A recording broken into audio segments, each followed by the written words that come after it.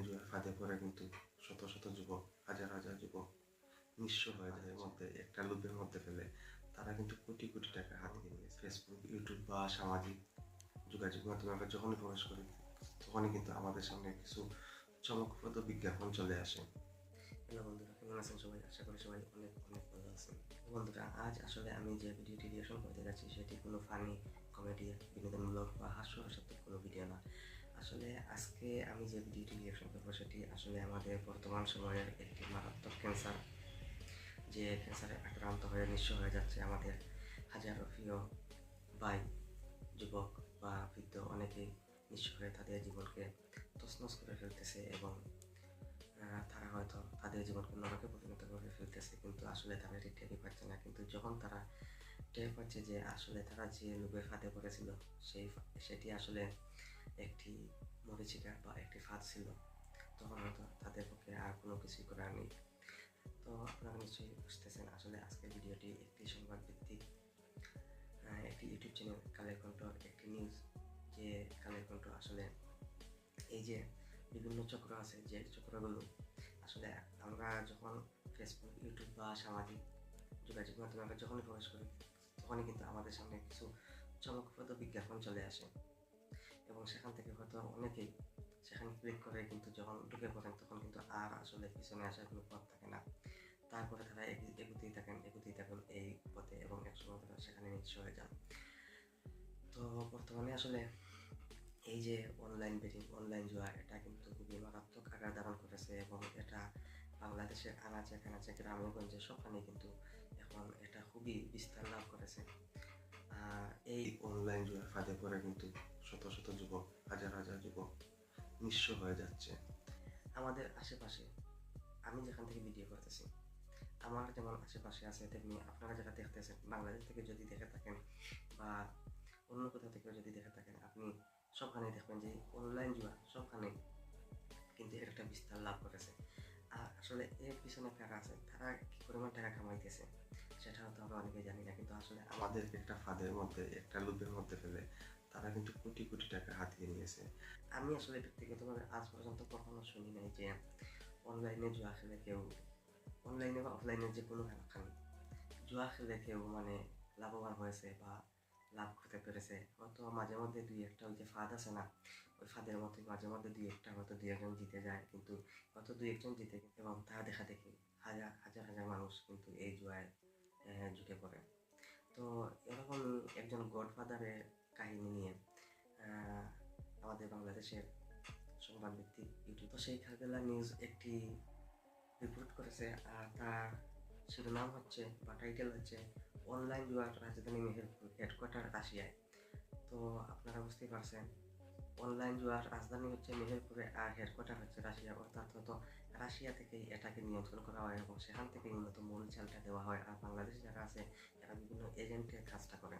তো বুঝতেই পারতেছেন, এই ভিডিওটি প্রায় 7 মিনিটের ভিডিও, তবে আমি মনে করি যে এই 7 মিনিটের এই ভিডিওটি দেখলে আসলে আমাদের লস হবে না, বরং অনেক লাভ হবে। আর আশা করি সম্পূর্ণ ভিডিওটি আপনারা দেখবেন এবং এটা শুধু দেখলেই হবে না, এই ভিডিওটি আসলে আমাদের সামাজিক দায়বদ্ধতা থেকে এই ভিডিওটি আসলে আমাদের সবারই শেয়ার করা উচিত। তো এই ভিডিওটি অবশ্যই শেয়ার করবেন আর সম্পূর্ণ ভিডিওটি দেখবেন। আর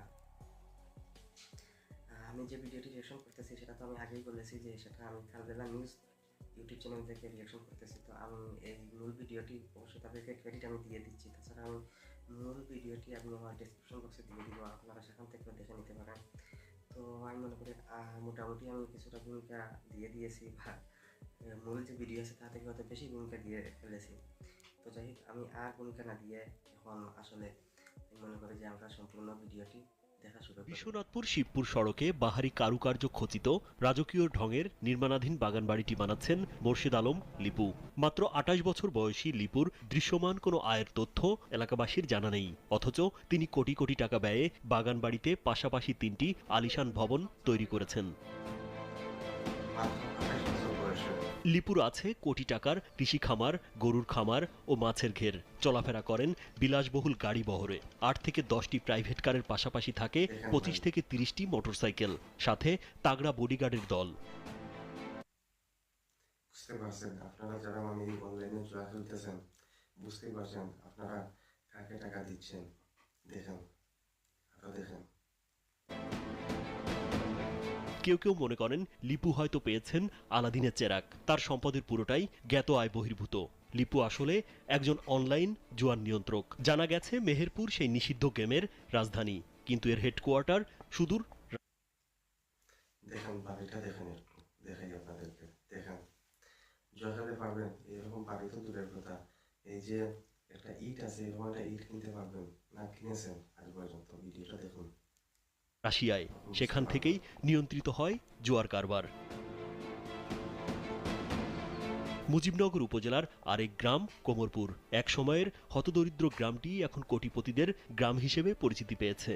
ওই গ্রামে অনলাইন জুয়ার এজেন্ট মঈনুদ্দিন, স্থানীয়দের কাছে পরিচিত ময়না মেম্বার নামে।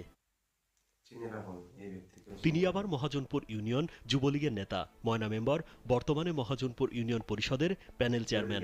তার তৈরি 3টি বাড়িও যেন রাজপ্রাসাদ। স্থানীয়রা জানান 2017 সালের শুরুতে মেহেরপুরের মুজিবনগর উপজেলার মুকুল ইসলামের হাত ধরে অনলাইন জুয়া ছড়িয়ে পড়ে পাড়া মহল্লায়। শতাধিক জুয়ার সাইট ব্যবহার করে চলছে এর কার্যক্রম। জুয়ার চ্যানেল পরিচালনা করে কোটি কোটি টাকা পাচার হচ্ছে রাশিয়ায়। সেখানে রাশিয়ান লোকদের সঙ্গে মিলে জুয়া পরিচালনা করে কিছু প্রবাসী বাংলাদেশি, যাদের কয়েকজনের গ্রামের বাড়ি মেহেরপুরে। এছাড়া কোভিড লকডাউনের সময় এই জুয়ার ব্যাপক বিস্তৃতি ঘটে। বিকাশ, নগদ সহ বিভিন্ন মোবাইল ফাইন্যান্সিয়াল সার্ভিস ব্যবহার করে জুয়ার বিস্তৃতি ঘটে বেশি। 2021 সালের 14 নভেম্বর অনলাইনে জুয়ার কারবারের সঙ্গে জড়িত একটি চক্রের 9 জনকে গ্রেপ্তার করেছিল পুলিশের অপরাধ তদন্ত বিভাগ সিআইডি। 2021 সালে সিআইডির গ্রেপ্তার করা ব্যক্তিদের একজন মন্ত্রীর স্ত্রীর তদবিরে জামিন হয়েছে বলে জনশ্রুতি রয়েছে। তারা ওই মন্ত্রীর স্ত্রীর পৃষ্ঠপোষকতায় অনলাইন জুয়ার কারবার পুরো জেলায় বিস্তৃতি করে। যারা জুয়া ছড়াতে কাজ করেন তারা হলেন মুজিবনগর উপজেলার সাবেক চেয়ারম্যান ও আওয়ামী লীগ নেতা আমান হোসেন। কি দেখতেছেন?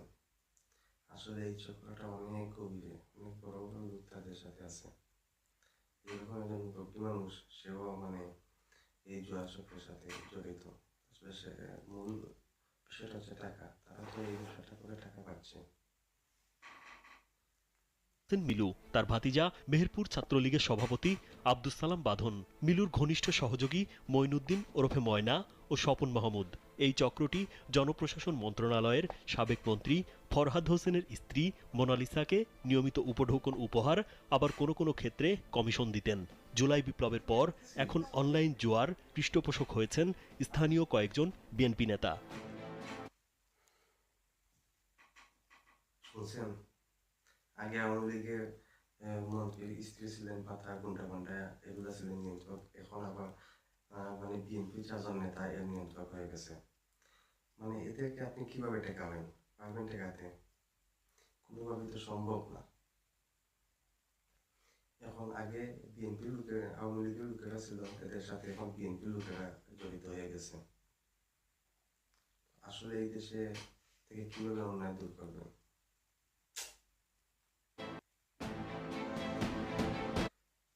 বাইরে ভাই, বিএনপি নেতাদেরকে বলতেছে আওয়ামী লীগের লোকেরা যা খাওয়া খেয়েছে, কিন্তু অনেকভাবেই কিন্তু টাকা বেশি করা যায় বা অনেক ধরনের সুযোগ আছে। বিএনপি যদি ক্ষমতায় আসে তাহলে আরো অনেক ওরা সুযোগ পেয়ে যাবে। কিন্তু আমি মনে করি এইসব সাইট যারা চালায় বা এইসব সাইটের সাথে যারা জড়িত আছে তাদেরকে অন্তত শেল্টারটা দিও না। কারণ এখানে অনেক যুবক আছে, অনেক ভাইয়ের আছে যারা আসলে নিঃস্ব হয়ে যাচ্ছে।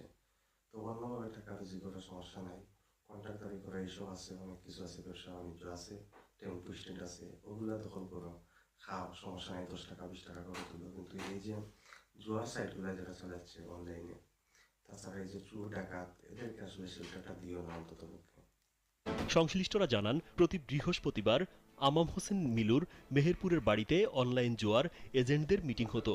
সেখান থেকে নিয়মিত হারে চাঁদা তুলে প্রশাসন, রাজনীতিবিদ ও কিছু গণমাধ্যম কর্মীকে দেয়া হতো।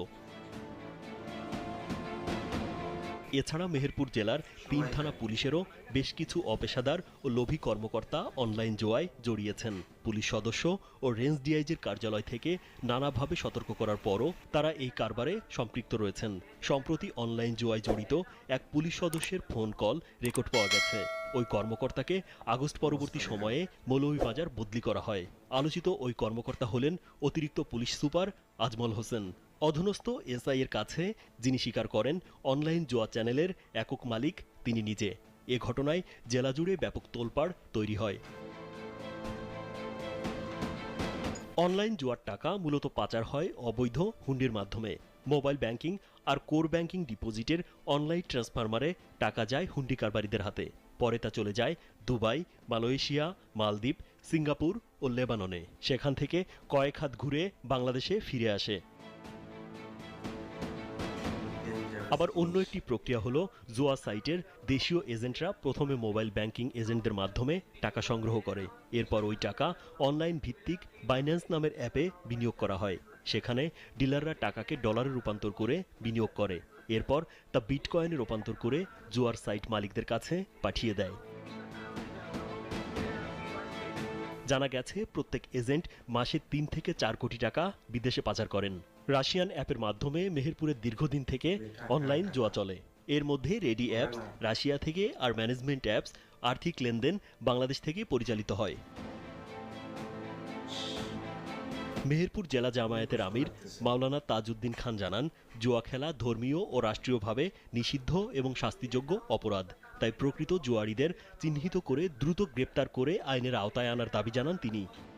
এই যে অনলাইন জুয়ার কারণে ছেলেপেলে কি পরিমাণ ধ্বংস হচ্ছে এটা কল্পনাতীত ব্যাপার। এখান থেকে মাদকাসক্ত, এখানে নারী সংক্রান্ত বিষয় আমার কাছে যতদূর রিপোর্ট এসেছে, এবং যুবক ছেলেরা উচ্চাভিলাষী চিন্তা করার কারণে তাদের বাবার জমি জায়গা বন্ধক রেখে অনেকে দিক রেখে নিঃস্ব হয়েছে, এমন রিপোর্ট আছে আমার কাছে। দোষী যারা তারা যেন পার না পায় কেউ, অন্যায়কারী আবার কেউ বাদ পড়ুক, এটা আমরা চাই। এ বিষয়ে পুলিশ সুপার মাকসুদা আক্তার খানম জানান, বাংলাদেশ পুলিশের সিআইডি এই ধরনের মামলা তদন্ত করে থাকে। মানি লন্ডারিং তদন্ত সিআইডি করে, এজন্য মামলাগুলো তদন্তের গতি কমার কোনো বিষয় বা সুযোগ নেই। শুধু ময়না মেম্বর বা লিপুই নন, মেহেরপুর সদর, মুজিবনগর ও গাংনী এই 3 উপজেলায় অনলাইন জুয়ার এজেন্ট, মাস্টার এজেন্ট ও সাব এজেন্ট আছে 3 শতাধিক। তাদের প্রায় প্রত্যেকেই কোটি কোটি টাকার মালিক। একদিকে এজেন্টরা যেমন কোটিপতি, তেমনি অনলাইন জুয়া খেলে সর্বস্ব হারাচ্ছে বহু তরুণ যুবক। তারা অনলাইন জুয়া খেলার টাকা সংগ্রহের জন্য চুরি, ছিনতাই, ডাকাতি সহ নানা অপরাধে জড়িয়ে পড়ছে।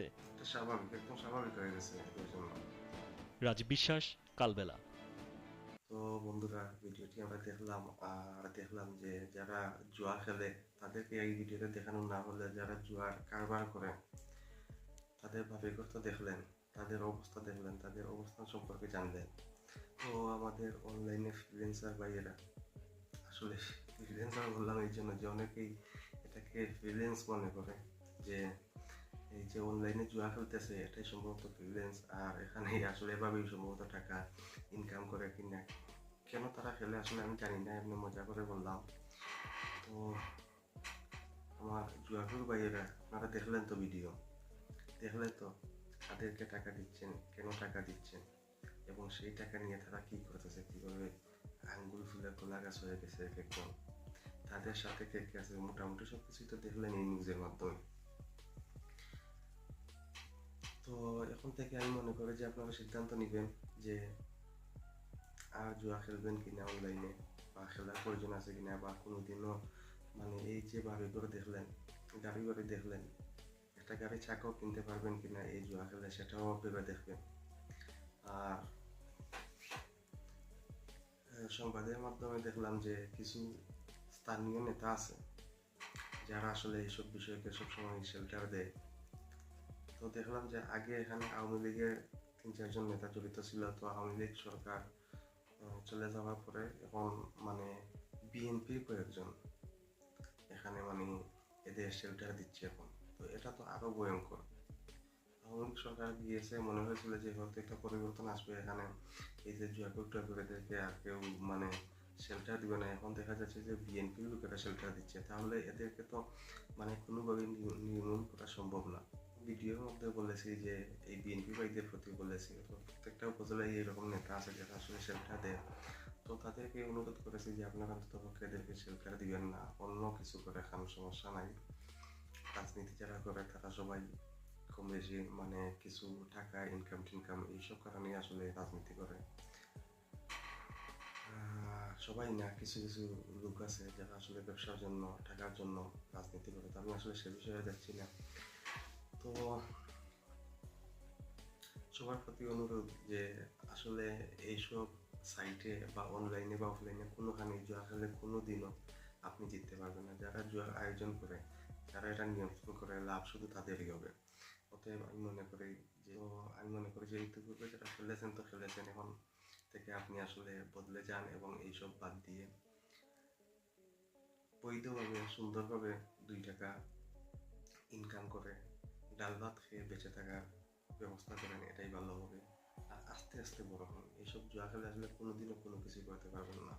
আর প্রশাসনের প্রতি অনুরোধ থাকবে, যদি কেউ এই ভিডিওটি দেখে থাকেন, আপনারা আসলে অন্তত পক্ষে আল্লাহর রাস্তে এইসব জুয়া সাইট বাইট যারা আসলে এই বাংলাদেশে ছড়াচ্ছে বা ছড়ে গেছে তাদেরকে গ্রেফতার করুন, এইসব সাইট বন্ধ করার ব্যবস্থা নিন। চাইলে কিন্তু সব কিছুই সম্ভব। যাই হোক, আমি আর এই ভিডিওটি দীর্ঘ করতেছি না। আজকে ভিডিও এখন পর্যন্তই। আসলে অনেক কিছু বলার আছে, তো অনেক লম্বা ভিডিও হয়ে যায়, আর বেশি লম্বা ভিডিও আবার মানুষ দেখতে চায় না, যার কারণে আসলে আর লম্বা ভিডিও করতেছি না। মোটামুটি মূল সংবাদটা তো আমরা দেখে নিয়েছি। তো আজকে আমি আর মানে উপসংহারে আর কোনো কিছু বলতে চাচ্ছি না। আজকে ভিডিও এখন পর্যন্তই। সবাই ভালো থাকুন, সুস্থ থাকুন। আল্লাহ হাফিজ।